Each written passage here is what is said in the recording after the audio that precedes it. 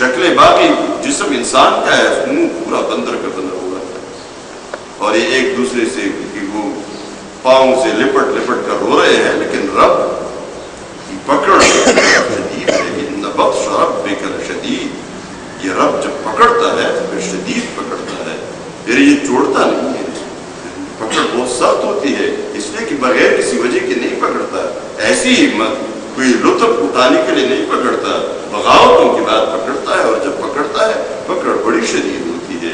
اللہ ہمیں اپنی پکڑ سے بچائے۔ ہم نافرمانیاں کرتے ہیں تو ڈیل دیتا ہے، اور ڈیل کس لیے دیتا ہے؟ ان کو بھی ڈیل دی، انہوں نے پکڑنے شروع کی، چوری چھپی ڈیل دے دی، انہوں نے تالاب بنانے شروع کی، ڈیل دے دی، یہ ہیلی حوالوں سے بھی نکل کر سر عام انہوں نے عام دنوں کی طرح پکڑنا شروع کیا، بڑی بغاوت، اور اس کے بعد اور کوئی حد نہیں تھی، حد کو کراس کر کے کھڑے ہو گئے، آگے نہیں جا سکتے تھے۔ اب بتاؤ، اب پتہ چلے گا، اب رب کی پکڑ کا وقت ہے۔ ان بطش ربک لشدید، تو کیا کونوا قردۃ خاسئین، ذلیل ہو کر بندر بن جاؤ، اور سارے بندر بن گئے، اور کی ذلت اٹھانے کے بعد یہ سارے مر گئے۔ اب تم انہی کے نقش قدم پہ چلنا چاہتے ہو، بغاوتوں پر بغاوتیں، بغاوتوں پر بغاوت۔ نبی کریم صلی اللہ علیہ وسلم نے ایک مرتبہ فرمایا تم بھی انہی کے نقش قدم پر چلتے رہو گے، انہی کے نقش قدم پر چلتے رہو گے، حتیٰ کہ اگر وہ کسی گوہ کے بل میں بھی وہ اندر گئے ہیں تو تم بھی ان کے پیچھے اندر جاتے رہو گے۔ کسی نے سوال کیا یا رسول اللہ اہل کتاب مراد ہے؟ فرمایا اور کون مراد ہے؟ انہی کے پیچھے تم چلو گے، ظاہر بات ہے انہی کے پیچھے چلو گے تو انجام بھی کوئی ان سے مختلف نہیں ہوگا۔ یہ ہمارے لیے اس میں بڑی تنبیہ ہے، تنبیہ کے لیے کہ اللہ کا عذاب پھر دور نہیں ہوتا۔ ان قوموں سے عبرت لو، ان قوموں سے عبرت لو۔ وجعلناها نکالا، ہم نے اسے عبرت بنا دیا، اس مسخ کرنے کو ہم نے عبرت بنا دیا، لما بین یدیہا، اس وقت جو موجود لوگ تھے ان کے لیے، وما خلفہا، اور جو ان کے بعد آ رہے تھے، ان سب کے لیے، ہم سب کے لیے، ان کے بعد جتنے لوگ آنے والے ہیں سب کے لیے اس کو عبرت بنا دیا۔ موعظۃ للمتقین، اور یہ متقین کے لیے نصیحت کا سامان ہے۔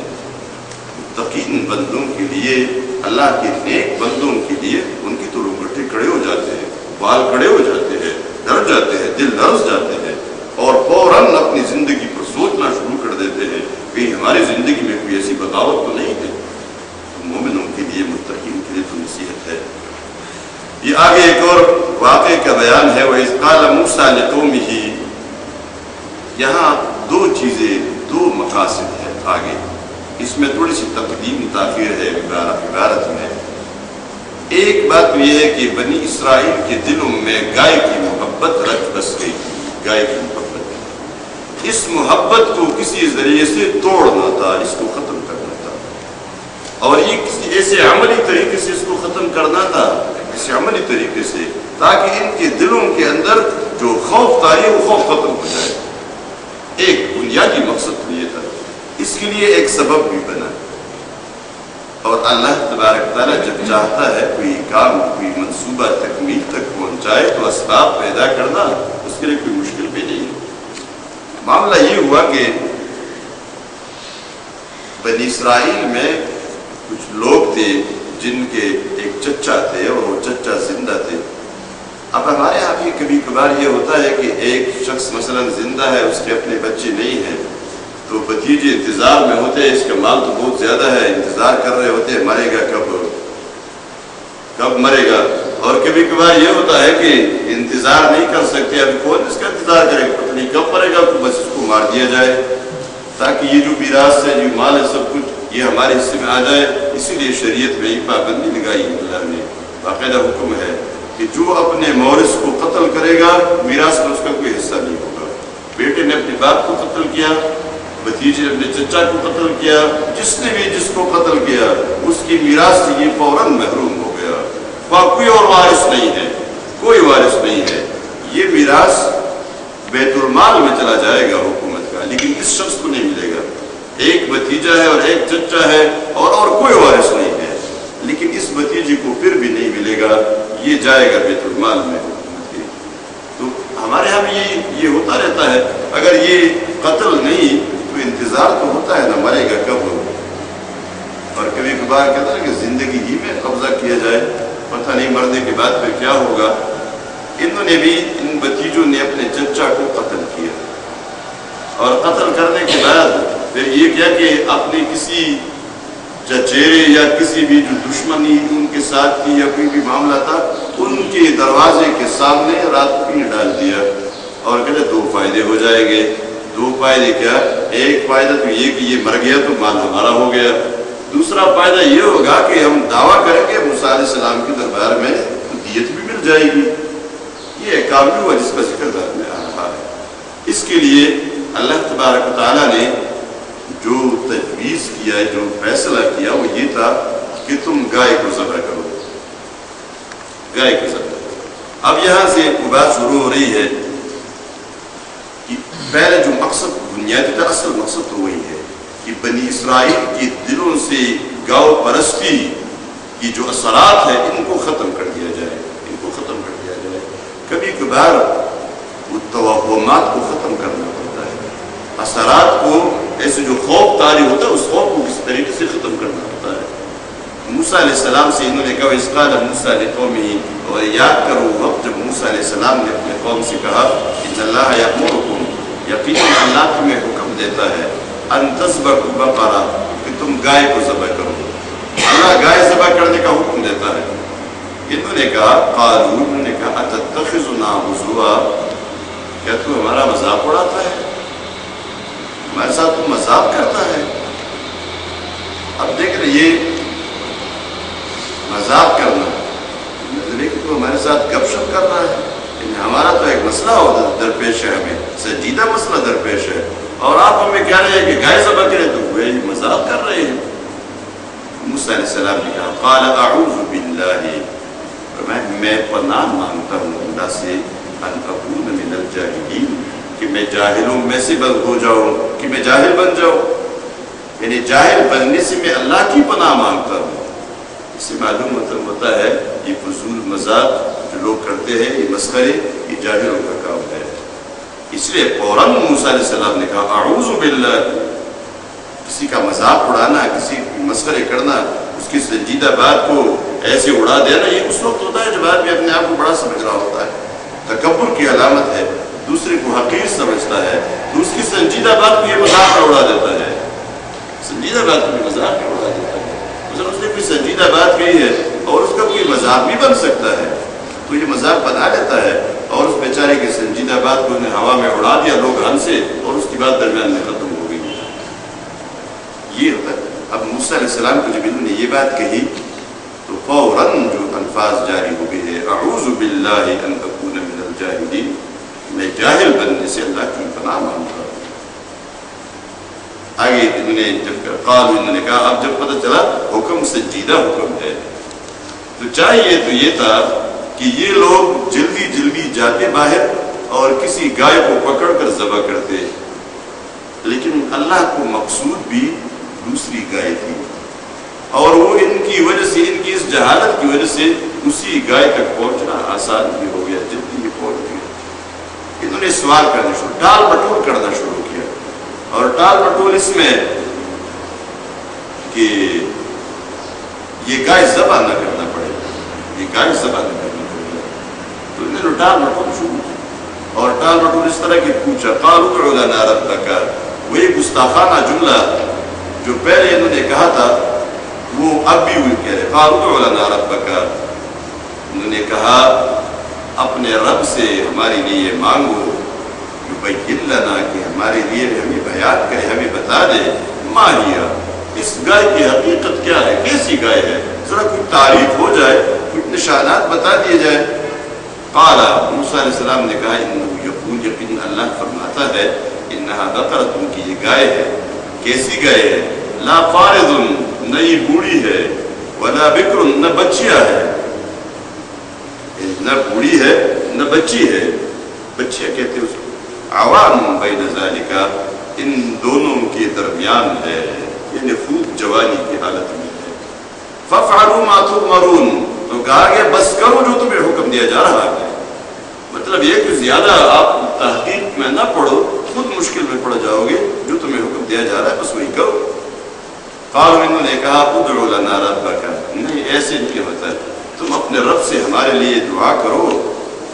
یبین لنا کہ ہمیں وہ بیان کرنے میں بتا دے ما لونھا، اس کا رنگ کیا ہے، کون سا کلر ہے اس کا.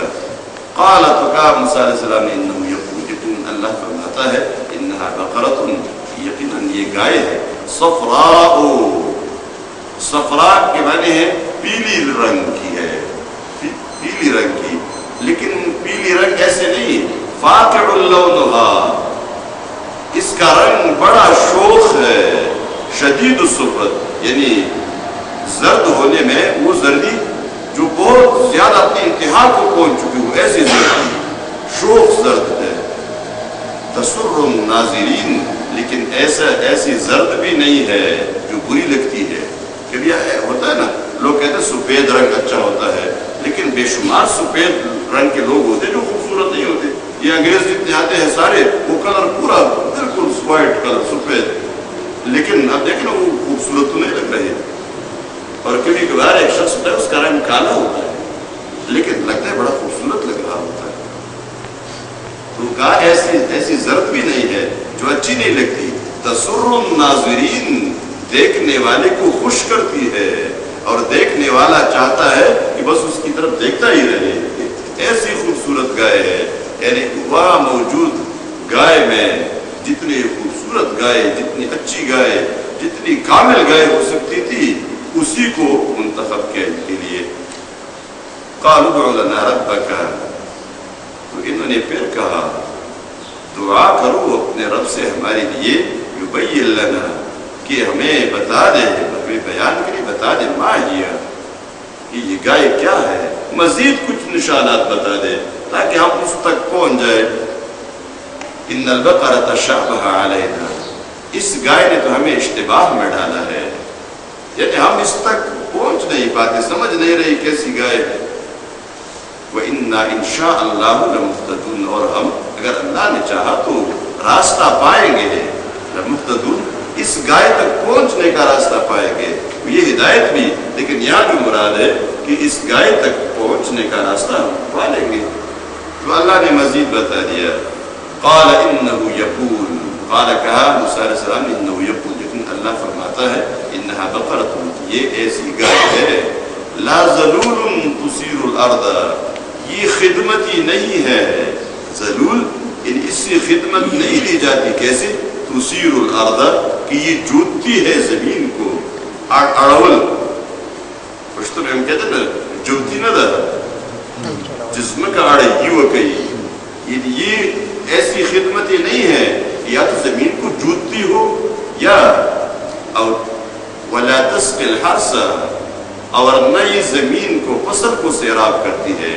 اتنی کوئی وہ ہوتے نا ہمارے ہاں، یہ کنویں کے اوپر وہ گائے کو باندھا جاتا ہے یا بیل کو باندھا جاتا ہے اور وہ گھوم رہا ہوتا ہے اور پانی نکل رہا ہوتا ہے، ارٹی.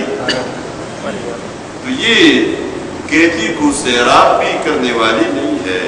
یعنی ایسی گائے نہیں جس سے خدمت لی جا رہی ہو، یا ہل چلانے کی خدمت لی جا رہی ہو، یا کھیتی سیراب کرنے کی خدمت. یعنی یہ ایسی گائے ایسے گھرانے میں ہے، ایسے شخص کے ہے، ایسے کوئی خدمت نہیں لیتا. مسلمۃ، صحیح سالم ہے، صحیح سالم ہے. لا شیۃ فیہا، اس میں کوئی داغ دبا بھی نہیں ہے.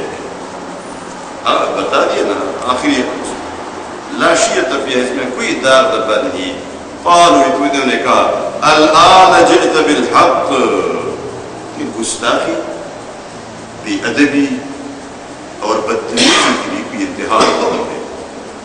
اپنے پیغمبر سے کہتے ہیں الآن جئت بالحق، اب تم نے ٹھیک بات کہی. مطلب ہے کہ ابھی تو ایسے آؤٹ پٹ مار رہا تھا.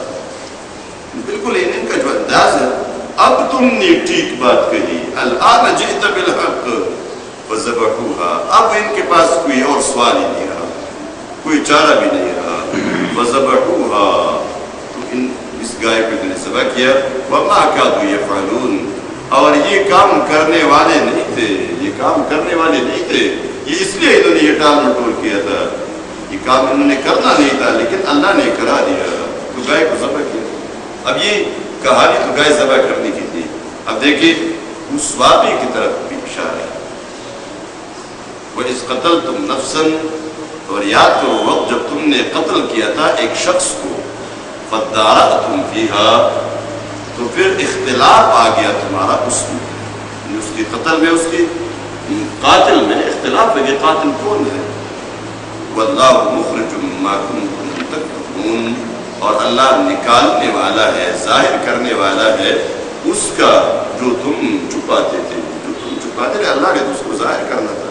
فَقُلْنَا، تو ہم نے کہہ دیا، اِذْرِبُوهُ، اس مردے کو مارو، اس مردے کو مارو، اس گائے کے ایک حصے سے، اس گائے کے ایک حصے سے مارو۔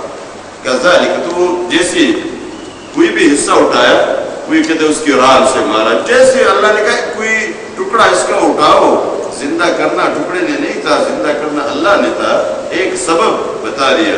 اس گائے کے ایک ٹکڑے سے کوئی بھی ٹکڑا اٹھایا، اس کو مارا، وہ اٹھ گیا، بیٹھ گیا، وہی مردہ پڑا ہوا تھا تو مردہ بیٹھ گیا۔ اچھا بتاؤ تمہیں کس نے قتل کیا تھا؟ تو اس نے کہا یہ جو کھڑے یہ سارا وہ جو موجود تھے اس وقت، یہ ساری بدی انہوں نے قتل کیا تھا، اپنا قاتل بتا لیا اور واپس مر گیا، ختم ہو گیا۔ واللہ کذالک یحیی اللہ الموتى ویریکم آیاتہ، اسی طرح اللہ مردوں کو زندہ کرے گا اور اللہ تمہیں دکھاتا ہے اپنی آیات، لعلکم تعقلون، تاکہ تم عقل سے کام لو۔ اب دیکھیں یہاں کتنے کام ہو گئے۔ ایک تو یہ ہے، یہ گائے سب سے اچھی گائے ملی، یعنی وہ گائے جو تمام ان جانوروں میں خوبصورت ترین اور کامل ترین تھی۔ کسی شخص کے پاس تھی، کہاں کہیں سے خریدی، کتنے کی خریدی، یہ ہمارا موضوع بحث ہی نہیں ہے۔ لوگ کہتے ہیں یہ ایک شخص کے پاس تھی، وہ شخص ایسا اور ایسا تھا، پھر وہ بیچ نہیں رہا تھا، انہوں نے کہا نہیں اس کو تو آپ نے بیچنا ہی بیچنا ہے۔ پھر اس نے آخر میں جب اس کو راضی کیا تو انہوں نے کہا، ایک روایت یہ ہے کہ اس گائے کو سونے کے ساتھ تولتے ہیں، اور کوئی کسی نے کہا کہ نہیں اس گائے کا جو آپ چمڑی اتاریں گے، اس چمڑی کو وہ باریک کر کے رسی بنا لیں گے، جتنی زمین کے ارد گرد وہ گھومتی اتنی زمین دینی ہے، پتہ نہیں کتنا سونا دینا ہے۔ یہ لوگوں کی کہانیاں ہے، بس انہوں نے گائے کو حاصل کر لیا تھوڑا جنگی، اور ان باتوں کو اللہ قرآن کریم میں نقل فرماتا ہے، ان باتوں کو کہ ہم نے بنی اسرائیل کو یہ حکم دیا تھا۔ نقل کرنے کے بعد اللہ اس کی تردید نہیں کرتا، اس کی تردید نہیں ہوتی، اور نہ اس پہ کوئی ایسا وعید آتا ہے کہ یہ بعد میں ہم نے کوئی منسوخ ہونے کا یا کوئی بات نہ ہو، بلکہ بیان کیا جائے قرآن کریم میں۔ وہ حکم ہمارے لیے بھی ہوتا ہے، وہ حکم ہمارے لیے بھی ہوتا ہے، اس پر ہم نے عمل کرنا ہوگا۔ یا جو باتیں آ رہی ہے یہ بالکل قرآن کریم اس کی تصدیق کر رہا ہے اور یہاں بیان کر رہا ہے، اور اصل میں ہمیں بتایا جا رہا ہے کہ تم نے بھی یہی کام کرنے ہیں۔ فرمایا وَإِذَا أَخَذْنَا مِيثَاقَ بَنِي إِسْرَائِيلَ، اور جب ہم نے پکا وعدہ لیا تھا بنی اسرائیل سے اس بات کا، لَا تَعْبُدُونَ إِلَّا اللَّهَ، کہ تم بندگی نہیں کرو گے مگر صرف اللہ کی بندگی کرو گے۔ ایک بات، یعنی یہ اللہ کا حق ہے، ہمارے لیے بھی یہی بات ہے، لَا تَعْبُدُونَ إِلَّا اللَّهَ، لَا تَعْبُدُونَ إِلَّا اللَّهَ، بندگی نہیں کرو گے مگر صرف اللہ کی، قانون نہیں مانو گے مگر صرف اللہ کا، نظام نہیں مانو گے مگر صرف اللہ کا، حکم نہیں مانو گے مگر صرف اللہ کا، اللہ کے سوا کسی اور کا حکم نہیں مانو گے جو اللہ کے حکم کے مقابلے میں آیا ہو۔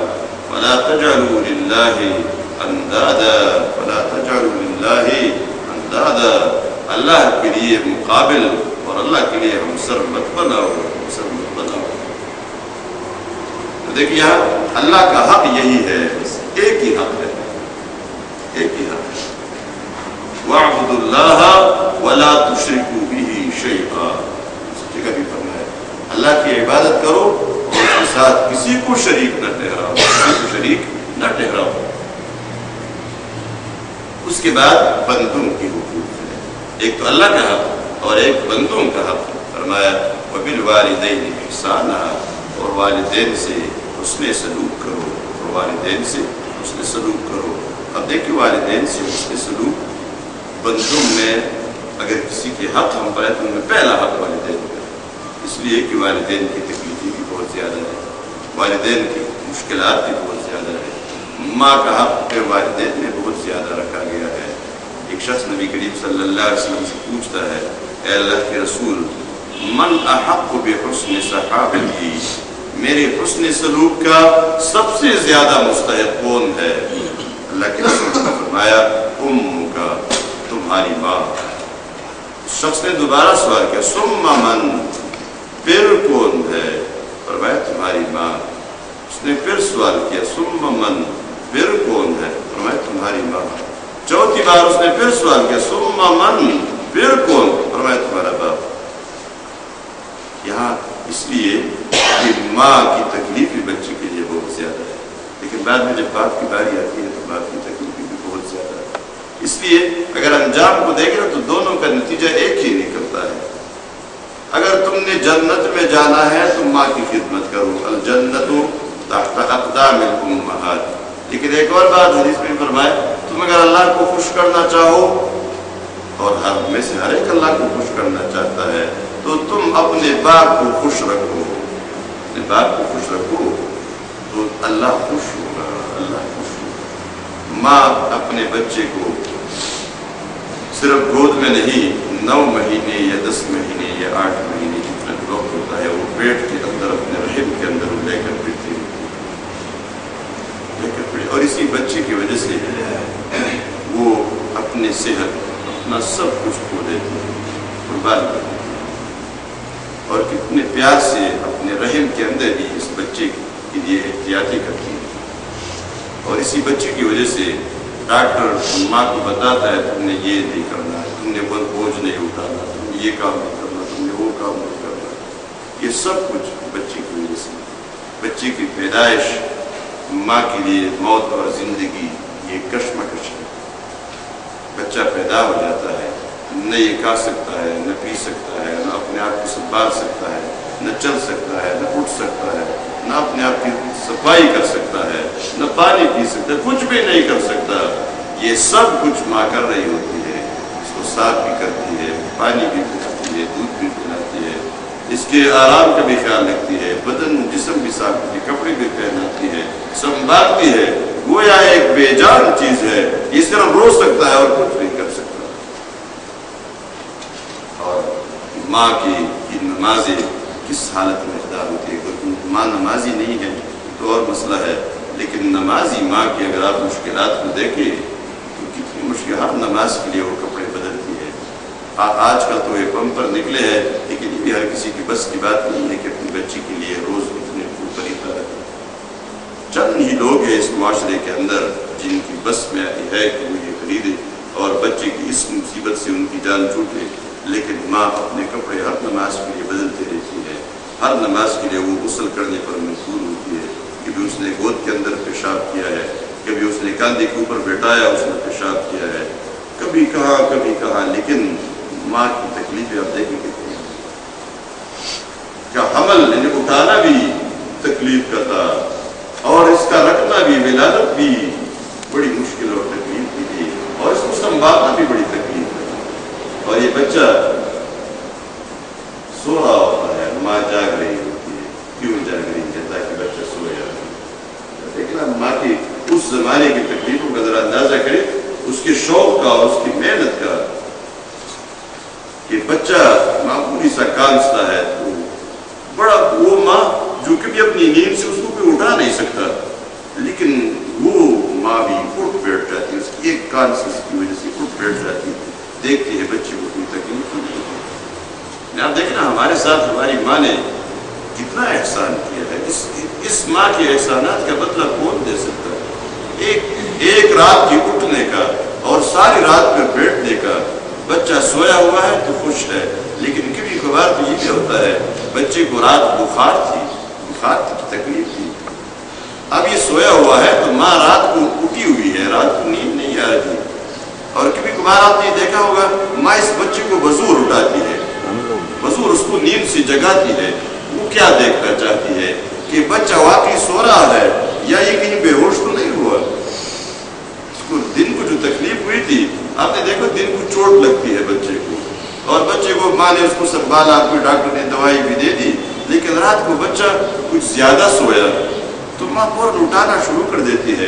اپنے شوہر کو بھی کہتی اس کے باپ کو, اگر باپ گھر میں نہیں ہے تو اپنے دیور کو بلائے گی, اپنے کسی اور کو بلائے گی, ساس کو بلائے گی, سسر کو رات کو اٹھائے گی, ذرا بچی کو دیکھا جائے زیادہ سو رہا ہے.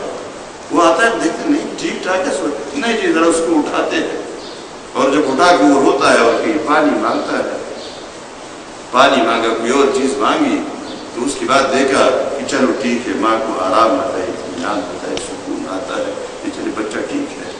اب اس ماں کا, اس کی دل کی اس کیفیت کا جو آپ بدلا گیا, آپ اس کا اندازہ نہیں کر سکتے. آپ اس درد کو اور اس تکلیف کو آپ ناپ نہیں سکتے. آپ کے پاس کوئی پیمانہ نہیں ہے, اس لیے کہ ماں کے پاس خود کوئی پیمانہ نہیں ہے کہ وہ اس محبت کو ناپے, اس درد کو اور اس دکھ کو جو ماں کے دل کے اندر بچے کے لیے ہے, اس کو ناپنے کے لیے اس کے پاس بھی کوئی پیمانہ نہیں ہے.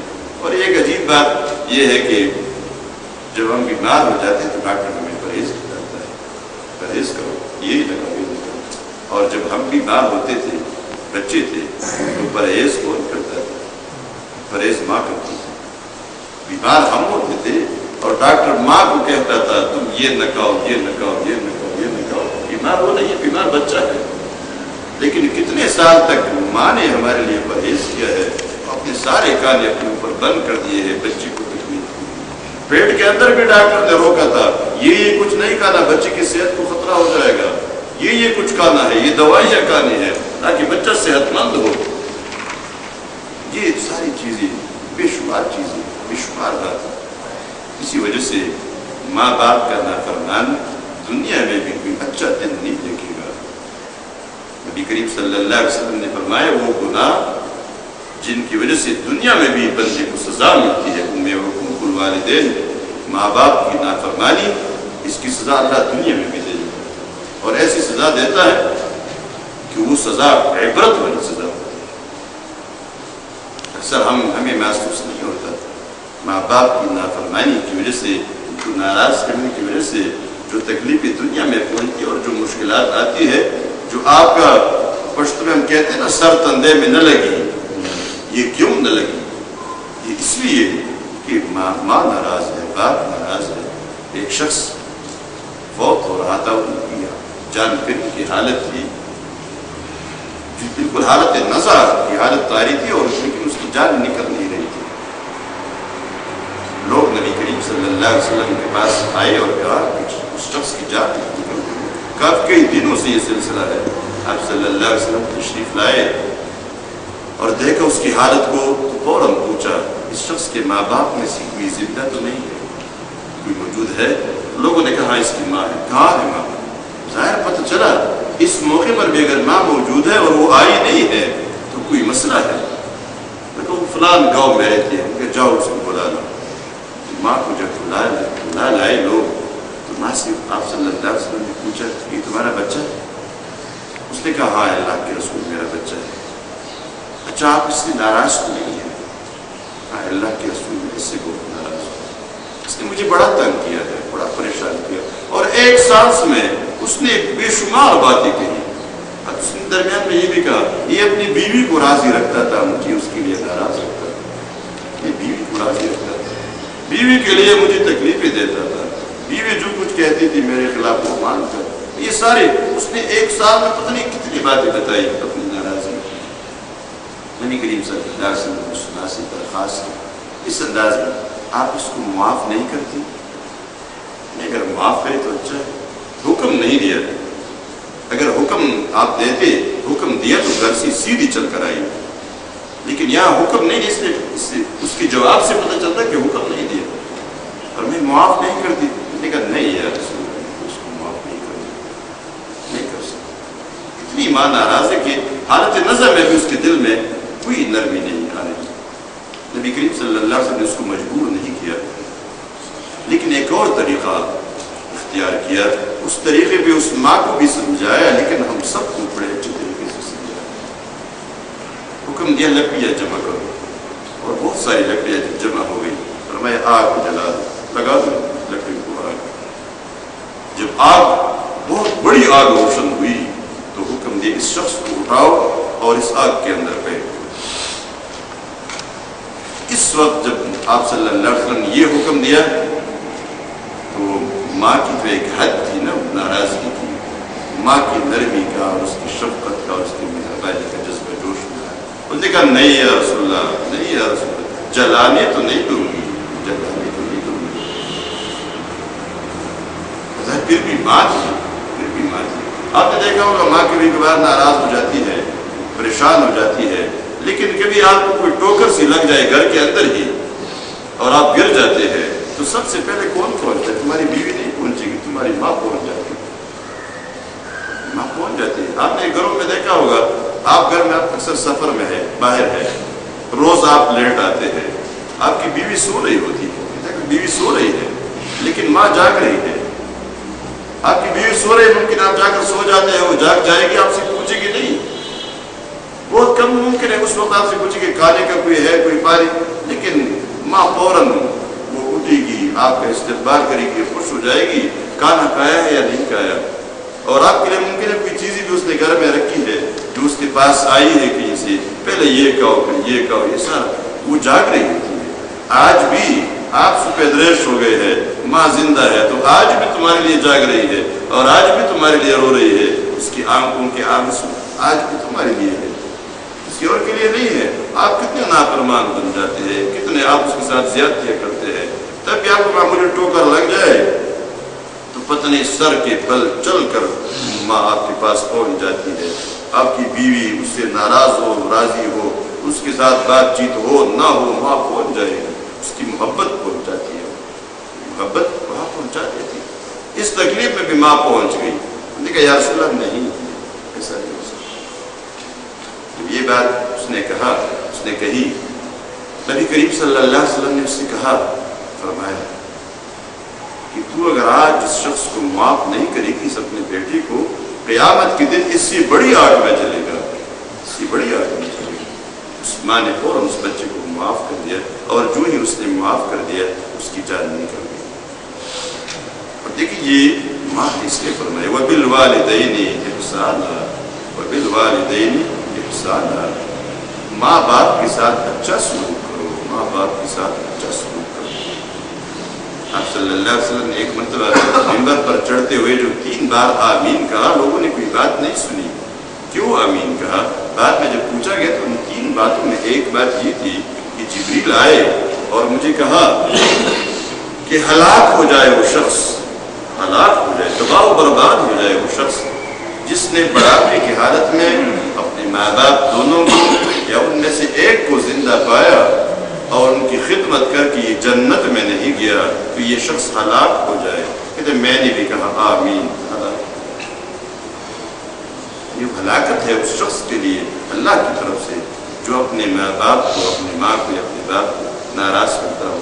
لوگ اکثر کہتے ہیں ماں جو یہ غلطیاں کر رہی ہے، ہوتا ہے نا کبھی کبھی آپ کی بیوی کے ساتھ زیادتی کرتی ہے، صاف نظر آ رہا ہے کہ ماں زیادتی کرتی ہے. دیکھنا کرو یہ تجربے ہے، کبھی آپ دیکھ رہے ہیں بیوی زیادتی کر رہی ہے، لیکن کبھی کبھار دیکھا جاتا ہے بیوی کی زیادتی میں تو ایک دیانتدار شخص بیوی کو ڈانٹ ڈپٹ کرے گا، غصہ کرے گا اور ماں کی اس کی تشفی اور تسلی کر لے گا. لیکن اکثر دیکھا جاتا ہے ماں زیادتی کر رہی ہے، یہ ماں کی یہ بات بھی غلط ہے، یہ بھی غلط ہے، یہ بھی غلط ہے، یہ غلط فہمی پر مبنی ہے، یہ وہ. کہتے اب جب وہ غلطی کر رہی ہے تو غلطی کو ظاہر ہے آپ نے جواب دینا ہوگا. تو غلطی جب نہیں کرے گا تو آپ تو کسی اور شخص کو بھی غصہ نہیں کر سکتے. کوئی شخص غلطی نہیں کر رہا، غصہ کیوں آتا ہے؟ حالت طبیعت کیوں خراب ہو جاتی ہے جب لوگ غلط کام کریں؟ اگر کوئی غلط کام نہ کرے، سارے لوگ صحیح کام کریں، تب بھی آپ غصے کرتے ہیں تو لوگ تو کہیں گے پاگل ہو گیا ہے، اس کا دماغ خراب ہو گیا ہے، اس کا کوئی علاج کرو، پاگل خانے میں داخل کرو. صبر کا وقت تب ہوتا ہے جب لوگ غلطیاں کریں. غصہ تب آتا ہے جب لوگ کوئی غلط کام کریں. آپ کے صبر کا امتحان تو تب ہے جب دوسرے لوگ وہ ساری غلطیاں کریں، غلطیوں پہ غلطیاں، اور آپ صبر کریں. تو یہ صبر ہے، اس کا اجر ہے. ماں باپ کے حوالے سے یہ کہ وہ اگر ٹھیک ٹھیک چل رہے ہیں تو آپ کا کمال کیا ہے؟ آپ کا کیا کمال ہے؟ اکثر مائیں ہوتی ہے، باپ ہوتے ہیں جو ایسے ہوتے ہیں کہ وہ بچے کے مزاج کو سمجھتے ہیں. آپ میں سے بھی کافی سارے لوگ باپ ہیں، تو باپ کا بھی کمال ہوتا ہے، ماں کا بھی کمال ہوتا ہے کہ اپنے بچے کو سمجھ لے. وہ کہتے ہیں نا وہ اسکولوں کے اساتذہ وہ آئی کیو کی بات کرتے ہیں، آئی کیو کو معلوم کر لو، بچے کی ذہنی عمر کتنی ہے، اس کی جسمانی عمر کتنی ہے، دونوں کو کچھ وہ ضرب دیتے ہیں اور مجموعی عمر پر تقسیم کرتے ہیں، پھر اس کا آئی کیو نکلتا ہے، اس آئی کیو کے مطابق وہ جو پورے اس کا معیار ہے جیسے ان کا، اس کے مطابق استاد پھر سبق دیتا ہے اس کو۔ اگر استاد اس کو نہیں سمجھ رہا ہوتا ہے اور کلاس میں پڑھا رہا ہے، طالب علم کے پلے کچھ نہیں پڑتا، بس ایسی فارمیلٹی پوری ہوتی ہے، تنخواہ لے رہا ہے لیکن میں اس کو سمجھ کچھ نہیں آئے گا، اس کی ذہنیت کے مطابق اگر آپ نے اس کو مواد دی تو باپ ہوشیار ہے، اپنے بچے کو دیکھتا ہے کہ میرے بچے کی یہ ذہنیت ہے، یہ اس کا مزاج ہے، اس کے مطابق اس سے کام لیتا ہے، کام وہی لیتا ہے جو لینا چاہتا ہے لیکن طریقے سے لیتا ہے۔ اور اپنی ساس کا بھی اندازہ، ساس کا مزاج کیا ہے، سسرال اس کو دیکھتا ہے ادھر سے یہ مزاج کیا آ رہا ہے، ساس بھی دیکھتی ہے میری بہو کی حالت کے اس کے مطابق رویہ رکھتی ہے بیٹے کے ساتھ، باپ بھی اپنے بیٹے کے ساتھ، یہ معاملہ تو پھر ٹھیک رہتا ہے، اس میں تو یہ تو باپ کا کمال ہے۔ اب اگر رویہ ٹھیک رہا ہے تو باپ کا کمال ہے، اور ہمیں بھی باپ کے لیے یہ ضروری ہے وہ اس طرح کا رویہ رکھے، باپ اپنا کمال دکھائے کہ معاملہ نہ بگڑے، اپنے بچوں پر رحم کرے، لیکن حقوق تو زیادہ بچوں پر ہے، حقوق تو زیادہ بچوں پر ہے، اور بچے دیکھیں باپ غلطیاں کرتا ہے، آپ بڑی غلطیاں کر چکے ہیں، آپ ذرا یاد کریں بہت غلطیاں کر چکے ہیں۔ آج آپ کا سفید ریش باپ، بوڑھا باپ، ایک چیز اس نے مانگا، آپ لا کر آپ نے سامنے رکھ دیا، کہتے ہیں میں یہ نہیں، مجھے وہ چاہیے، دوسرا چاہیے، تو آپ کیا کرتے ہیں، آپ اس چیز کو اٹھا کر اس کے سامنے پھینک دیتے ہیں، غصہ کرتے ہیں، لیکن تمہیں یاد نہیں ہے یہ باپ کتنی چیزیں روز روز لایا کرتا تھا اور تم پسند نہیں کرتا تھا، کتنے قیمتی چیزیں تو اس کے سامنے پھینکتا تھا، اس نے تو کبھی غصہ نہیں کیا تھا، کتنے پیار سے اٹھا کر تمہارے لیے دوسری چیز لایا کرتا تھا۔ اس ماں کے سامنے آج آپ ایک بات پر غصہ کرتے ہیں، لیکن اس ماں کے ساتھ آپ نے بچپن میں کیا کچھ کیا ہے آپ کو یاد ہے؟ یاد نہیں ہے؟ ماں کے ساتھ 2 سال 3 سال تک 4 5 سال تک جو تمہاری حالت تھی، جو تم نے سلوک کیا ہے، ماں نے بڑے پیار سے اس کو برداشت کیا ہے۔ وہ ہمارے یہاں ایک کہانی مشہور ہے، ایک بیٹا کھیتی میں ہل چلا رہا تھا، صبح سے اس نے شروع کیا تھا اور دوپہر تک سب دھوپ میں بھی وہ ہل چلا رہا تھا۔ باپ گھر سے نکل آیا، اس نے کہا بیٹا بس کرو، آ جاؤ، چھوڑ دو اس ہل کو، ابھی عصر کا وقت آئے گا تو پھر آپ نکل آئے، بڑی سخت دھوپ ہے۔ اس نے کہا بس ابھی تو ہم نے شروع کیا ہے، ابھی تو جیسے میں جوش میں آ گیا ہوں، یہ ہے وہ ہے، ابھی تو یہ کام ختم ہو جائے گا، آپ پھر مجھے میں چلا جاؤں گا، پھر آؤں گا۔ باپ نہیں مان رہا تھا بات کو، وہ باپ بڑا ہوشیار تھا، وہ گھر کے اندر چلا گیا، اس کا چھوٹا بچہ موجود تھا، اس کو گود میں اٹھایا، اس کے سر سے ٹوپی بھی اتار دی اور کپڑا بھی پھینکتا اور باہر لا کر ایسے بس خاموشی سے کہتی کہ دوسرے کونے میں پھر رہا ہے۔ یہ جب ادھر سے مڑا نا اپنے حال کو موڑ کر جب واپس آ دیکھا کہ وہ چھوٹا بچہ اس کی گود میں ہے، فوراً کہا یہ تم نے کیا کیا ہے، واپس لے جاؤ، اتنی شدید گرمی ہے، یہ ہے وہ۔ وہ نے کہا نہیں بیٹا کوئی بات نہیں ہے، میری گود میں ہے، ہوا چل رہی ہے، کوئی بڑا مسئلہ نہیں۔ آخرکار جب وہ نہیں ہوگا تو اس نے ادھر ہی اس کو چھوڑ دیا، وہ جو اس کے پاس وہ سٹک ہوتا ہے نا بیلوں کے، اس کو ادھر وہ گاڑ دیا زمین میں اور دوڑ کے آ گیا، اس کی گود سے لینا چاہا کہ یہ خود لے جائے۔ اس نے کہا یہ کیوں بیٹا، یہ کیوں، ہمارا بچہ ہے میں اس کی، یہ میں کیا کہہ رہا ہوں، میں جو 1 گھنٹے سے لگا ہوں، یہ تمہارے دل میں جو درد ہے وہ کسی اور باپ کے دل میں بھی تو وہی درد ہے، ذرا اس کو بھی محسوس کرو۔ یہ باپ کے دل کا درد باپ بننے سے پہلے شاید یہ شخص محسوس نہیں کرتا، لیکن باپ بننے کے بعد تو کم از کم باپ کے دل کا درد محسوس ہونا چاہیے، بیٹے کو باپ کے دل کا درد محسوس ہونا چاہیے۔ ہم پشاور میں ایک مرتبہ میں اپنے گھر سے نکلا، میرا بھائی بھی ساتھ تھا، باہر ایک کنارے ایک نہر ہے، اس کے ہم جا رہے تھے سڑک پر، دوسرے کنارے ایک شخص جا رہا تھا، اور یہ شخص ایسا تھا کہ اس کی ٹوپی پٹی ہوئی ہے، کپڑوں پہ سیمنٹ کے وہ داغ دھبے لگے ہوئے ہیں، کپڑے بھی ایسے پرانے کپڑے پہنے ہیں، جوتا عجیب سا پہنا ہوا ہے، پٹا ہوا ہے، سیمنٹ کے اندر وہ سارا گیلا ہو گیا ہے، اس کے سارے نشانات، ایک طرف سے بھی پٹا، دوسری طرف سے بھی پٹا۔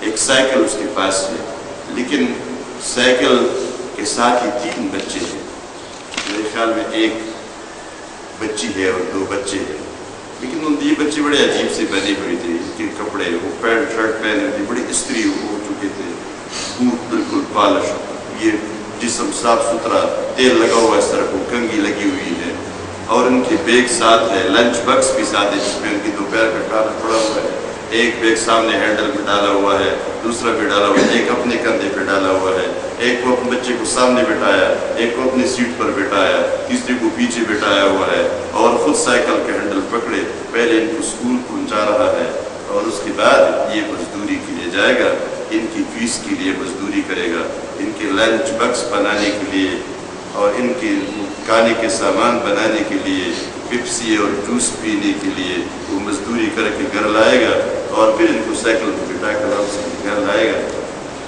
میں نے اپنے بھائی سے کہا، میں نے کہا یہ بچے جوان ہو جائیں گے، بڑے بڑے تعلیم یافتہ بن جائیں گے، اس بات کی یہ محنت بتا رہی ہے کہ یہ بچے بہت بڑے بچے بن جائیں گے، بڑے لوگ بن جائیں گے، اور یہ باپ بوڑھا ہوگا، یہ چارپائی سے اٹھ نہیں سکے گا، کوئی بات کہے گا تو یہ بیٹا کہے گا بیٹھ جا جاہل آدمی تو کیا سمجھتا ہے، لیکن یہ جاہل تو نہیں ہے، یہ باپ یہ بڑا ہوشیار ہے، یہ بڑی بڑی تعلیم یافتہ لوگوں سے زیادہ تعلیم یافتہ باپ ہے۔ ممکن ہے اس کے باپ کو ہم ملامت کریں کہ وہ ٹھیک نہیں تھا، اس کی غلطی تھی، لیکن یہ باپ تو ہوشیار تھا، یہ تو بڑا زندہ دل باپ، یہ تو بڑا دور رس نظر رکھنے والا باپ۔ اس باپ کے بارے میں بالوالدین احسانا، اور ماں باپ کے ساتھ، والدین کے ساتھ اچھا سلوک کرو، وذی القربی اور رشتہ داروں کے ساتھ بھی اچھا سلوک کرو، رشتہ داروں کے ساتھ بھی اچھا سلوک کرو۔ رشتہ دار، رشتوں کے بارے میں پہلے بھی بات آئی، فاسق کی نشانی ہے رشتے توڑنا، فاسق کی نشانی ہے رشتے توڑنا، رشتے جوڑنا مومن کی نشانی ہے، مومن اپنے رشتوں کو جوڑتا رہتا ہے، کبھی رشتوں کو توڑتا نہیں، جوڑ اس کے ذہن کے اندر ہے۔ مومن سب بھائی بھائی ہے، یہ بھائی چارہ عام مومنوں میں بھی ہے، لیکن رشتہ داروں میں اس سے بھی بڑھ کر ہے۔ اس کی وجہ سے جو لوگ رشتوں کو توڑتے ہیں اسی وقت اللہ کی رحمت بند ہو جاتی ہے، کبھی اللہ کی رحمت اس گھر پہ نہیں آتی جس گھر میں لوگ رشتے توڑتے ہیں، جس گھر میں لوگ ایک دوسرے کے ساتھ جڑے ہوئے نہ ہو، جہاں بھائی ایک دوسرے کے ساتھ اختلاف میں ہو۔ اور ہمارے ہاں یہ ہوتا ہے اکثر، آپ سب ذمہ دار لوگ ہیں، بلکہ آپ کی اکثریت ذمہ دار لوگوں کی ہے، اور ایسے ذمہ دار لوگوں کی ہے کہ جب دوسری جگہوں میں مسائل پیدا ہوتے ہیں تو آپ کو بلایا جاتا ہے، اپنی حنیف صاحب آپ ذرا آ جائے، صلح کرائے ان لوگوں کے لیے۔ آپ سب لوگ جتنے نا بڑے بزرگ لوگ ہیں معاشرے کے اندر، ایک مقام اللہ نے دیا ہے، تو بلا کر آپ قوموں کے درمیان صلح کرتے ہیں، قوموں کی قومیں ایک دوسرے کے ساتھ آپ کی وجہ سے جڑ جاتی ہے، اور وہاں فلان کا جھگڑا ہوا تھا، دکان کا معاملہ تھا، تجارت کا معاملہ تھا، خراب ہو گیا ہے جی، آپ جا کر صلح کر لیتے ہیں، معاملے کو حل کر لیتے ہیں۔ کبھی عدالتوں کے میں معاملات ہوتے ہیں، بڑے بڑے معاملات آپ حل کر لیتے ہیں، لیکن گھر میں آپ آتے ایک بھائی کے ساتھ آپ اپنا معاملہ سیدھا نہیں کر سکتے۔ کبھی آپ نے اندازہ کیا بھائی کے ساتھ معاملہ ہے اور اس میں آپ کا جو رویہ ہے وہ بڑا عجیب ہے، کیا یہ دونوں کا بڑا تضاد ہے، بڑا فرق ہے۔ سب سے پہلے اپنے بھائی کے ساتھ اپنا معاملہ ٹھیک کرو، جو معاملہ آپ دوسروں کا ٹھیک کرتے ہیں سب سے پہلے اسے وہ اپنا ٹھیک کرے، جو آپ نصیحت کرتے ہیں نا اس بھائی کو، یہ آپ تو بڑے ہیں نا، یہ آپ سفید ریش، آپ گزارا کریں، چھوٹے پر رحم کریں، اور چھوٹے سے کہتے ہیں بڑا ہے، دیکھیں آپ کو اس کا حق ہے، اور دونوں کو جوڑتے ہیں، تو آپ اپنے بھائی کو، اپنے چھوٹے کو یا بڑے بھائی کو اپنے ساتھ کیوں نہیں جوڑ سکتے؟ اس طرح اپنی انا کو تھوڑا سا دبانا ہوگا، اور اپنے بھائی کے ساتھ، اپنے بھانجے کے ساتھ، اپنے بھتیجے کے ساتھ، اپنے ماموں کے ساتھ، اپنے چچا کے ساتھ، اور اپنے بھائی کے ساتھ۔ اکثر ایسا ہوتا ہے ہم دو بھائی آپس میں وہ تو میں، یہ تو میں کیا ہوتا ہے؟ تو میں، یہ جو جملہ مشہور ہے تو میں ہو گیا، تو میں یہی ہوتا ہے نا کہ وہ کہتے تو اور میں، اور دیکھتے یہ تو میں تمہارا شروع ہو جاتا ہے، ہوتا کچھ نہیں ہے، اور بعد میں لڑائی جھگڑا ہمارے درمیان تھوڑا سا یہ تو میں کی وجہ سے ہو جاتا ہے، تو آپ کے بچے کیا کرتے ہیں؟ بچے آپس میں لڑ پڑتے ہیں، دشمن بن جاتے ہیں، تو واپس دوست بن جاتے ہیں۔ ایک ہمارے رشتہ داروں میں ایک ہوتے دو بھائی تھے، بڑے سفید ریش تھے، تو آپس میں لڑائی جھگڑا ان کے ہوتے رہتے تھے، تو بیٹوں میں بھی یہی مسئلہ چل رہا تھا، تو ان میں سے ایک کا بڑا بیٹا ایک وقت میں موجود تھا، اور یہ دونوں اکٹھے بیٹھے تھے، یہ دونوں سفید ریش اکٹھے بھی، ہمارے گاؤں کا بات ہے، کیونکہ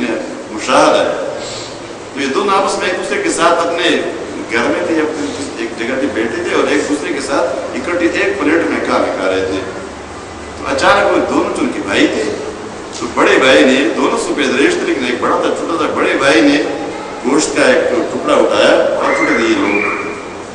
अब ये एक का बेटा, छोटे भाई का बेटा मौजूद है, जब उसने ये देखा तो दोनों को गाली दे दी, बुरा वाला तुम ये क्यों लोग बैठते, भाई क्या हुआ है तुम्हें?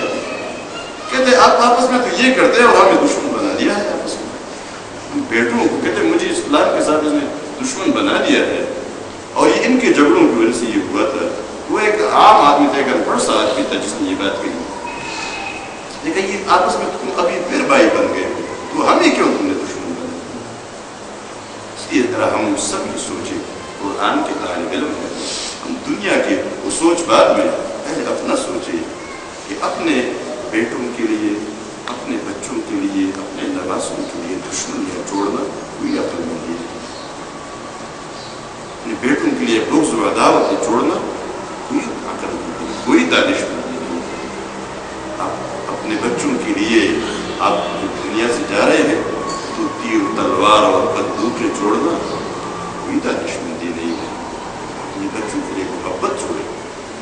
और इन नफरतों के बाद होता क्या है, आपने तू मैंने किया, बच्चों ने दुश्मनी की, उसके बाद कत्ल हुआ, 1 हुआ, 2 हो गए, 3 हो गए, 4 हो गए, 10वें पुश्त पर आपके जो नवासे पोते पड़पोते आएंगे ना, 10वें पुश्त पर तो मजबूर हो जाएंगे ना, सुलह करेंगे। 10 कत्ल होने के बाद, 20 कत्ल होने के बाद, 5 के बाद, लेकिन उन्हें सुलह करना ही था। कुछ होशमंद लोगों ने आखिर आना ही आपकी उस खानदान में है, लेकिन सुलह करते वक्त लोग क्या कहते हैं? आपका नाम याद है? हज़रत गुल मोहम्मद याद है उनको, उनका दादा था।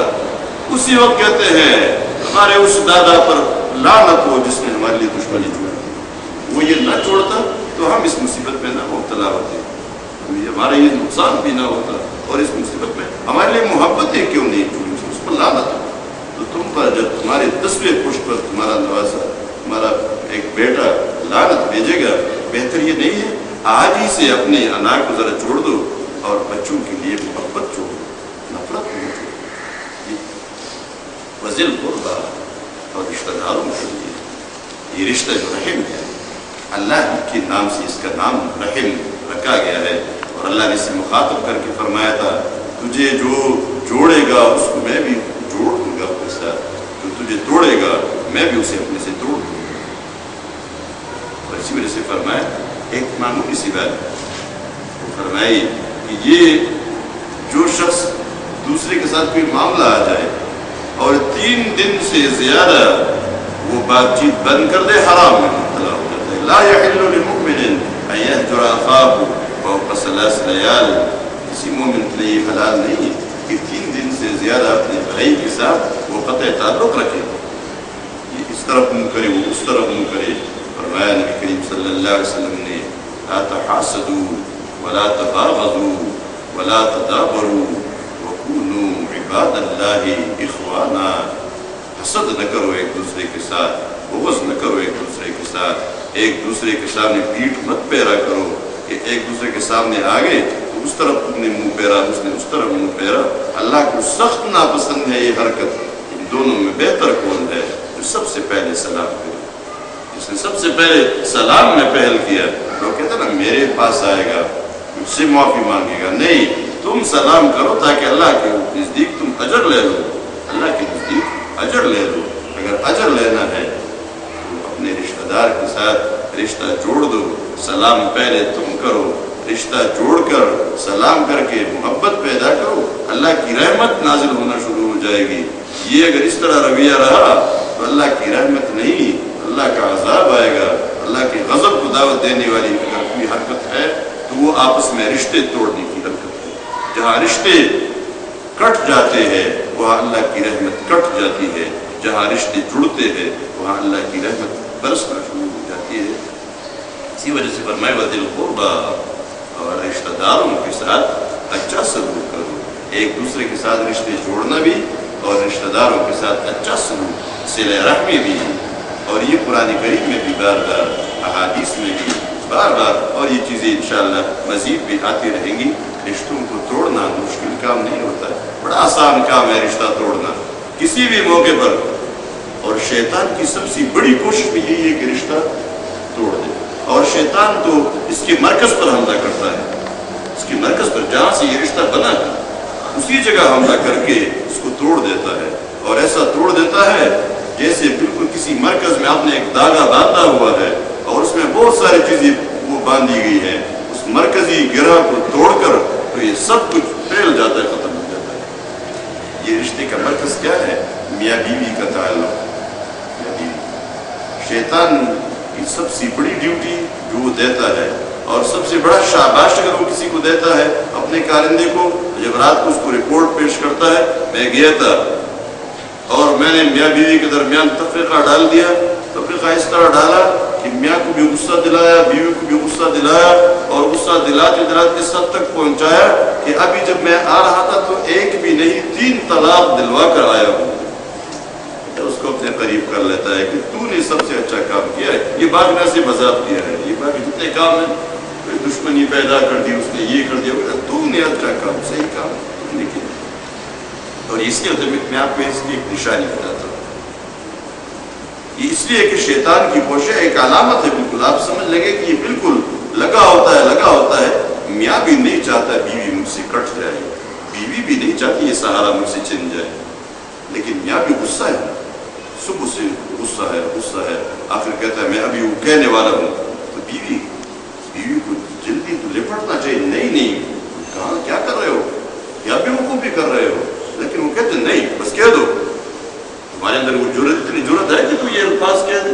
تو مجھے طلاق دے سکتا ہے، تمہارا باپ بھی نہیں دے سکتا. یہ غصہ، یہ سارا غصہ.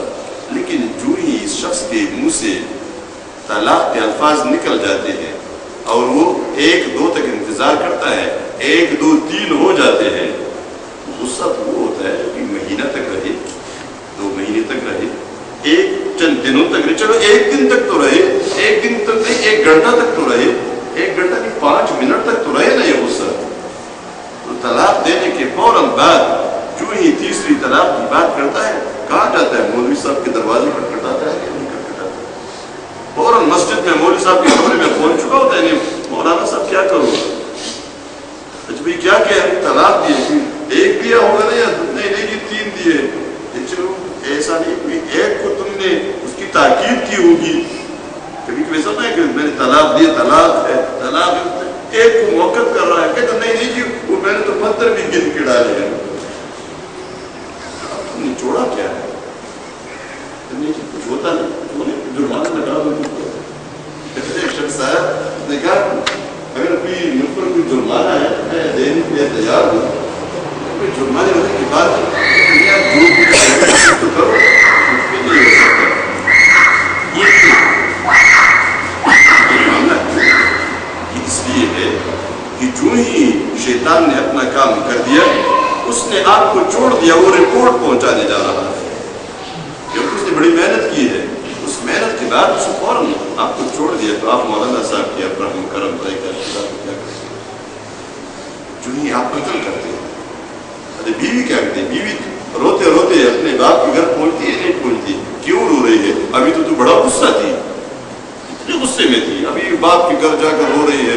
یہ ہوا باپ ادھر ادھر پھر رہا ہوتا ہے، کتابیں دیکھ رہا ہوتا ہے، مولوی صاحب کے پاس علماء کو کی اہل حدیث نیچے ملے گا کہ جو اس کو 1 طلاق قرار دے.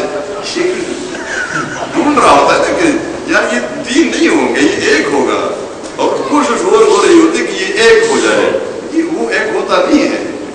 ایک آدمی 3 گولیاں مارے نا 3 آدمیوں کو، کہتے اس کو 1 فرض کر لو. وہ 1 فرض نہیں ہوتا. ٹھیک ہے یہ گولیاں مارنا بالکل حرام ہے، لیکن وہ ماری گئی ہے، اس نے اثر دکھا دیا ہے. یہ سارا کچھ کیوں ہوتا ہے؟ بیوی بھی ڈھونڈ رہی ہے، میاں بھی. اور فوراً اس لیے کہ شیطان کا کام ہو گیا، یہ رشتہ کٹ گیا ہے، یہ دشمنی پیدا ہو گئی ہے، یہ جو نقصان تھا وہ ہو گیا ہے. اب شیطان کا وہ کسی اور کے پاس کل جائے گا، دوسری جگہ کسی کی ڈیوٹی کرے گا. یہ کام اس کا ہو گیا. اس لیے بیدار رہنا چاہیے میاں کو بھی بیوی کو بھی کہ یہ شیطان کام کر رہا ہے. شیطان نے اپنا کام شروع کیا ہے. آپ ذرا برداشت کریں، خاموش ہو جائے، ورنہ گھر چھوڑ دے. آج کے دن آپ گھر چھوڑے تاکہ آپ کا شیطان بھی آپ کے ساتھ یہاں سے نکل جائے. بہرحال یہ رشتے توڑنا یہ کام کوئی زیادہ مشکل نہیں ہوتا، یہ بڑا آسان کام ہے. لیکن جوڑنا مشکل ہے. فرمایا اچھا سلوک کرو، اچھا سلوک کرو. یتامہ یتیموں کے ساتھ بھی، یتیموں کا بیان قرآن کریم میں تفصیل کے ساتھ آ رہا ہے. باقاعدہ قرآن کے الفاظ ہی تفصیل ہے خود کہ یتیموں کے ساتھ اچھا سلوک کرو. نبی کریم صلی اللہ علیہ وسلم نے فرمایا یتیم کی کفالت کرنے والا اور یتیم کی طرح جو دوسرا ہوگا، ان کی کفالت کرنے والا اور میں دونوں. دوسری کا مطلب اصل میں ایک بھی یتیم ہوتا ہے جس کا باپ مارا ہوا ہے، اور وَلِغَيْرِ أَنَا وَكَافِلُ الْيَتِيمِ وَلِغَيْرِهِ، یہ غیر سے مراد وہ شخص ہے جس کا باپ زندہ ہے لیکن وہ ایسا ہے جیسے زندہ نہیں ہے، وہ مفلوج ہے، معذور ہے، اور وہ باپ کی جو ذمہ داری ہے وہ ادا نہیں کر سکتا، وہ کچھ کما نہیں سکتا، تو یہ بھی یتیم ہی کے حکم میں ہے. اس کی بھی جس نے کفالت کی، فرمایا ہم دونوں جنت میں ایسے رہیں گے. کہاتین بالجنت، دو انگلیوں کو ایسے ملایا کہ ہم دونوں جنت میں ایسے اکٹھے رہیں گے. ایک شخص آیا، اس نے کہا اللہ کے رسول میرا دل نرم نہیں ہوتا، سخت ہوتا ہے، سخت ہوتا ہے، اس کا علاج بتائیے. آپ نے بتایا اسے علاج، امسح رأس الیتیم، یتیم کے سر پہ شفقت کا ہاتھ پھیرو، اس سے تمہارا دل نرم ہو جائے گا. اور فرمایا اچھا گھر، بہترین گھر اللہ کے نزدیک وہ ہے جس کے اندر یتیم ہوتا ہے اور یتیم کے ساتھ اچھا سلوک ہو رہا ہوتا ہے. اور تمام گھروں میں اللہ کے نزدیک بدترین گھر وہ ہے جس کے اندر یتیم ہوتا ہے اور اس کے ساتھ برا سلوک ہو رہا ہوتا ہے، برا سلوک. اس کے احکام باقی قرآن کریم میں خود آ رہے ہیں. والمساکین، اور مسکین کے ساتھ، غریب اور فقیر کے ساتھ. دیکھا ہوگا ہم کہتے ہیں اللہ بہت زیادہ مہربان ہے، بہت زیادہ مہربان ہے، اور ہم کہتے ہیں ماں باپ سے بھی بہت زیادہ مہربان ہے. آپ نے ماں کا ابھی ماں کی بات سنی، لیکن ماں کی بات ایک گھنٹے میں بیان نہیں ہو سکتی. قرآن نے اور حدیث نے جس نے توجہ دلائی ہے. آپ نے ماں کا جائزہ لیا ہوگا. بچوں میں مثلا ماں کے 4 بچے ہیں، 4 میں سے 3 مالدار ہے، اچھے مال سب کچھ خود کفیل ہے، ایک کے پاس کچھ بھی نہیں ہے. آپ کو پتہ ہے ماں کہاں رہتی ہے؟ 4 کے گھر الگ الگ ہے، ماں کس کے ساتھ رہتی ہے؟ جو سب سے غریب ہے اسی کے ساتھ رہتی ہے. ممکن ہے باپ کا مسئلہ اس میں دوسرا ہوتا ہے، باپ کا مزاج یہ ہے کہ وہ شاید اس کے ساتھ نہ رہے، لیکن ماں اسی کے ساتھ رہے گی. اور یہ کیوں رہتی ہے؟ آپ کو پتہ ہے کیوں رہتی ہے؟ وہ اسی لیے رہتی ہے کہ یہ لوگ اس بھائی کو تو کچھ نہیں دے رہے، یہ جو باقی 3 ہے یہ لوگ مجھے تو دیں گے، اور جو مجھے دیں گے تو میں اس کو دوں گا. یہ مہربان ہے ہمارا رب. یعنی ماں کی جو مہربانی یہ بہت تھوڑی مہربانی ہے. اللہ کہاں ملتا ہے؟ اسی ماں کی طرح اپنے غریب بندے کے پاس ملتا ہے، اس بھوکے کے پاس ملتا ہے. قیامت کے دن ایک عجیب منظر یہ سامنے آئے گا. ایک بندے کو اللہ اپنے سامنے کھڑا کر دے گا، محشر میں بلائے گا اور کہے گا میرے بندے مجھے بھوک لگی تھی لیکن تو نے مجھے کھانا نہیں کھلایا. عجیب سی بات ہے. اللہ فرمائے مجھے بھوک لگی تھی تو نے مجھے کھانا نہیں کھلایا تھا. یہ بندہ کہے گا میرے رب تو رب العالمین ہے، تجھے کیسی بھوک لگی تھی؟ تو دوسروں کو پالتا ہے، دوسروں کو رزق دیتا ہے. فرمائے گا اللہ نہیں، ایسا نہیں، وہ میرا فلان بندہ تمہارے پاس بھوکا آیا تھا، اگر تو اسے کھانا کھلاتا تو مجھے اس کے پاس ہی پاتا، میں ادھر ہی تھا اسی کے پاس. میرے بندے میں بیمار ہو گیا تھا، تو نے میری بیمار پرسی نہیں کی تھی. گلا ہے نا، گلا، تو نے میری بیمار پرسی نہیں کی تھی. یہ بندہ پھر حیران ہوگا، تو رب العالمین میں شفا دینے والا ہے، تو کیسے بیمار ہو گیا تھا؟ اللہ فرمائے گا میرا فلان بندہ بیمار ہو گیا تھا، اگر تو اس کی عیادت کے لیے چلا جاتا، اسپتال میں تھا، گھر میں تھا، جہاں میں تھا، تو مجھے ادھر ہی پاتا. لوجدتنی عنده، مجھے اسی کے پاس ہی پاتا. لیکن یہ عیادت وہ رسمی عیادت نہ ہو، کیونکہ کبھی ووٹ لینے کے لیے، کبھی راضی کرنے کے لیے، کبھی دوسری مقاصد لینے کے لیے، یہ وہ اللہ کی رضا ہے. آپ گھر سے روانہ ہوتے ہیں اور کسی شخص سے ملنے کے لیے جاتے، صرف ملاقات کے لیے جاتے ہیں. اب یہ تم اپنے دل سے پوچھ سکتے ہیں دل سے پوچھ سکتے ہیں. یہ اللہ کی رضا کے لیے کسی اور نہیں. اللہ کی رضا کے لیے ہے تو اللہ راضی ہو جائے گا اس سے. اللہ کی رضا کے لیے نہیں ہے لیکن اللہ راضی ہو. یہ ہے والمساکین، مسکینوں کے ساتھ، غریبوں کے ساتھ، بدحال لوگوں کے ساتھ اچھا سلوک کرو. وَقُولُوا لِلنَّاسِ حُسْنًا، وَقُولُوا لِلنَّاسِ حُسْنًا، اور لوگوں کو اچھی باتیں کہو. لوگوں کے ساتھ اچھی باتیں کہو. اچھی باتیں کہنے کا مطلب یہ ہے کہ یا تو دین کی باتیں کہو، اللہ کی وحدانیت کی بات، دین کی بات، یہ اپنے جگہ پر ہے. لیکن ہمیشہ تو اس کا نہیں ہوتا نا کہ لوگ دین کی دعوت ہی دے، تبدیل ہی کرے. معاملات آتے ہیں گھر کے اندر، بیوی کے ساتھ، بچوں کے ساتھ، یہ تو رشتہ دار آگے. لیکن عام لوگوں کے ساتھ جو ہمارے عام لوگ ہیں، معاشرے میں، بازار میں، کسی بھی جگہ عام لوگ ہیں، ان کے ساتھ بھی اچھا رویہ رکھیں، نرم رویہ، نرم کا. اس کے بارے میں ایک حدیث ہے، بڑی عجیب بات آپ نے فرمائی. جنت میں اللہ تبارک تعالیٰ نے ایسے بالا خانے تیار کیے ہیں. فرماتے ہیں نبی کریم صلی اللہ علیہ وسلم، اللہ نے جنت میں ایسے بالا خانے تیار کیے ہیں، یعنی اونچے اونچے محلات، جن کے اندر جن کے اندر باہر سے نظر آئے گا اور باہر اندر سے نظر آئے گا. اندر باہر سے نظر آ رہا ہے اور باہر اندر سے نظر آ رہا ہے. یہ کسی نے سوال کیا، لمن یا رسول اللہ، اے اللہ کے رسول صلی اللہ علیہ وسلم، یہ کس کے لیے ہے؟ ظاہر بات ہے ایسا شفاف کہ اس دیوار کا اندر باہر سے نظر آ رہا ہے اور باہر اندر سے نظر آ رہا ہے، کہ عجیب سا یہ کس کے لیے ہے؟ فرمایا، پہلی بات فرمائی، لمن الان الکلام واطعم الطعام وبات للہ قائما والناس نیام. تین باتیں بتائی، ان لوگوں کے لیے ہے.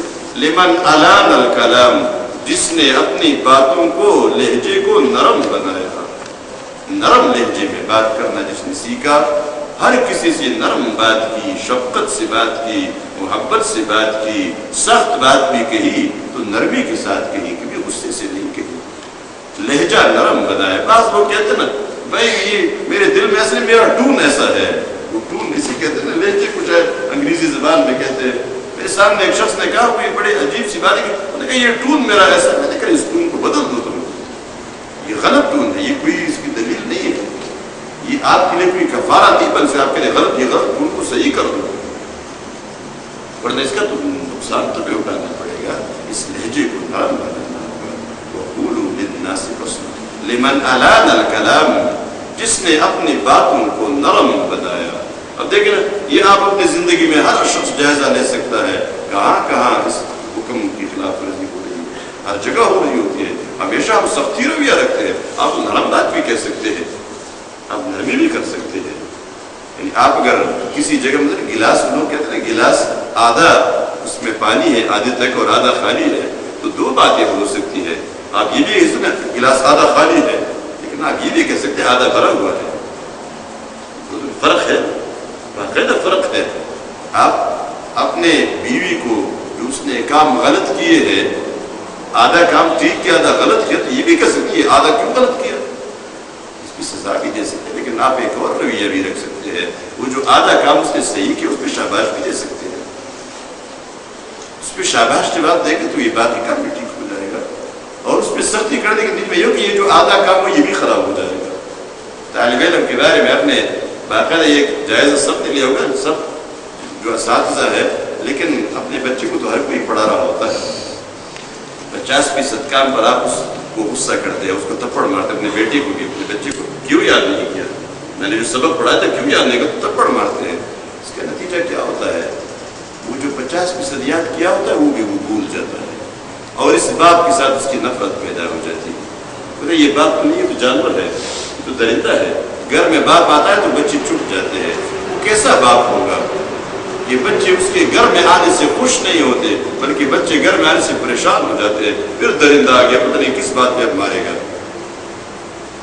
آپ یہ بھی کر سکتے ہیں 50% جو اس نے یاد کیا اس پہ آپ اس کو شاباش دے سکتے، تبکی دے سکتے، شاباش پہ اس پہ آپ اس کو لکھے نا، اس کاپی میں اسٹار لکھ دے، بنا دے کہ یہ تم نے 50 بڑا اچھا کیا ہے، لیکن یہ باقی بھی کر دے. آپ کل دیکھیں یہ بھی کیا ہے اس نے، وہ کل کا 100% بھی کیا ہے، اور آگے بھی اس نے کچھ کام کیا ہے، اس لیے کہ آپ کو شاباش دیا. جو باپ اپنے بیٹے کو شاباش دینے میں بخیل ہوتا ہے، اس کا بیٹا کبھی ترقی نہیں کر سکتا. اس باپ کے پاس بچے کے لیے ہمیشہ سزا ہی سزا ہے، وہ بچہ کبھی ترقی نہیں کر سکتا. اور جس شوہر کے لیے بھی، بیوی کے لیے بس سزا ہی سزا ہے، تو بیوی جھوٹی ہو جائے گی، وہ بچہ بھی جھوٹا بن جائے گا. اس لیے کہ سچ بولتا ہے تو آپ کے پاس وہ ڈانٹ، آپ کے پاس پشت میں ایک ہوتا ہے نا، ایک ہوتا ہے اردو میں ڈانٹ اور ایک ہوتا ہے ڈانگ. تو اگر آپ ڈانٹ پر پہنچ کے رک جائے نا تو ڈانگ کا خطرہ رہے گا کہ وہ نہ آ جائے اور وہ کام سارا ٹھیک ہوگا. لیکن اگر آپ ڈانگ پر پہنچ ہی گئے ہیں تو آگے آپ کے پاس ہے کیا؟ آپ شاید ڈانگ کو جانتے ہیں، بڑا کوتک، بڑی لکڑی ہوتی ہے، اس کو کہتے ہیں ڈانگ. جی ہاں وہی جی. تو یہ جو چیز ہے، یہ جو رویہ ہے اپنے گھر میں، یہ نہ کہ آپ باہر لوگوں کے ساتھ نرم رویہ ہے. آپ نے لوگوں کو دیکھا ہوگا ہمارا اپنا رویہ بھی عجیب سا ہوتا ہے، اپنا رویہ بھی. باہر لوگوں کے ساتھ اچھا رویہ، بڑی جی گفتگو، اچھی گفتگو، دروازے کے ساتھ کھڑے ہیں، ساتھ دوسرے لوگ پڑوسی یا لوگ آ کے مل گئے ہیں، نماز سے آپ آ رہے ہیں، آپ کی بیوی اور آپ کے بچے آپ کی باتیں سن رہے ہوتے ہیں بڑی پیار سے، جی کہاں لگتا ہے، ہنسی ہے، خوشی ہے. لیکن جو ہی گھر میں داخل ہوگی تو لگتا نہیں یہ وہ آدمی ہے جو ابھی باہر بات چیت کر رہا تھا. یہ تو کوئی بدل گیا ہے، پتہ نہیں اس کو، باہر انسان تھا حیوان بن گیا یا کیا ہو گیا. وہ ماتھے پہ پتہ نہیں بل آ گئے ہیں اور پتہ نہیں کتنے وہ غصے ہے، اور معمولی بات. نبی کریم صلی اللہ علیہ وسلم نے اس لیے ایک کسوٹی ہم نے ہمارے سامنے پیش کی، ایک کسوٹی. فرمایا تم میں سب سے بہتر وہ ہے، سب سے بہتر وہ ہے جو اپنے گھر والوں کے لیے بہتر ہو. وہ ہے جو اپنے گھر والوں کے لیے بہتر ہو. خیرکم لأہلیہ وأنا خیرکم لأہلی. تم میں سب سے بہتر وہ ہے جو اپنے گھر والوں کے لیے بہتر ہو، اور میں تم میں سب سے زیادہ اپنے گھر والوں کے لیے بہتر ہوں. آپ باہر تو آپ ڈرتے بھی ہیں نا، آپ کوئی رویہ خراب کرے لوگوں کے ساتھ، آپ کو پتہ چلے. آپ کا امتحان تو وہاں ہوگا جہاں آپ بالکل آزاد ہیں، بیوی آپ کے اختیار میں ہے، بیٹا آپ کے اختیار میں ہے، کبھی ماں باپ بھی اختیار میں ہوتے ہیں. یہاں آپ صحیح رویہ رکھیں تو پتہ چلے گا آپ اچھے آدمی ہیں. باہر تو اگر آپ اچھے آدمی نہیں ہیں تو آپ گھر واپس آئیں گے تو آپ کے منہ سے بھی خون بہ رہا ہوگا، آپ کی ناک بھی ٹوٹی ہوئی ہے، خون بہ رہا ہے، آپ کی جسم بھی زخم ہے، آپ کے ہاتھ پر بھی زخم ہے. یہ زخم آپ کو جہاں نہیں لگ سکتے وہاں آپ اچھے بن جائیں گے تو پتہ چلے گا آپ اچھے آدمی ہیں. تو حکم ہے وَقُولُوا لِلنَّاسِ حُسْنًا، وَقُولُوا لِلنَّاسِ حُسْنًا، اور لوگوں کے سامنے اچھی باتیں کہو، حسین باتیں، خوبصورت باتیں، اچھا رویہ، ہمدردانہ رویہ، اچھا سلوک یہ رکھو. وَأَقِیمُوا الصَّلَاةَ، اور یہ جی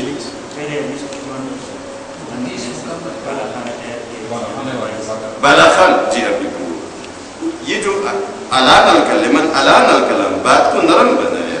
اور دوسری بات وَأَطْعَمَ الطَّعَامَ، اور کھانا کھلایا، لوگوں کو کھانا کھلایا، بھوکوں کو بھی کھلایا، عام لوگوں کو بھی کھانا کھلاتا رہا. اللہ کے بندوں کو کھلاتے رہو، اللہ کھلاتا رہے گا، اللہ کھلاتا رہے گا. آپ نے اگر کھانا بند کر دیا، ہمارے یہاں ایک بات مشہور ہے کہ ایک بخیل آدمی جا رہا تھا اور کچھ کھا رہا تھا، چبا رہا تھا، کوئی لقمہ ڈالا تھا، پتہ نہیں کیا کچھ ڈالا ہوا تھا، سامنے سے کتا آ رہا تھا تو اس نے چبانا بند کر دیا.